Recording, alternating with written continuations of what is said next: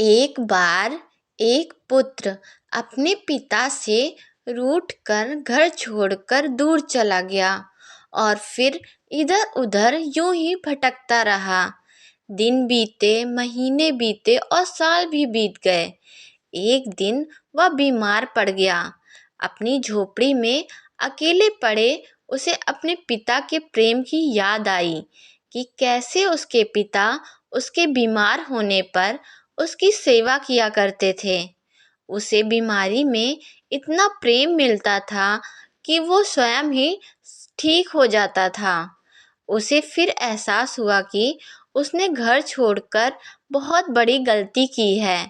वो रात के अंधेरे में ही घर की ओर चल दिया। जब घर के नज़दीक आ गया तो उसने देखा आधी रात के बाद भी दरवाज़ा खुला हुआ है।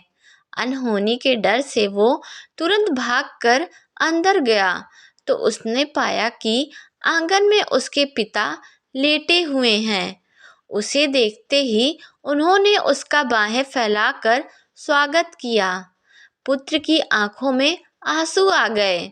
उसने पिता से पूछा, ये घर का दरवाज़ा खुला क्यों है? क्या आपको आभास था कि मैं आऊँगा? पिता ने उत्तर दिया, अरे पगले, ये दरवाज़ा उस दिन से बंद ही नहीं हुआ जिस दिन से तू गया है। मैं सोचता था कि पता नहीं तू कब आ जाए और कहीं ऐसा ना हो कि दरवाज़ा बंद देखकर तू वापस लौट जाए। ठीक यही स्थिति उस परम पिता परमात्मा की है।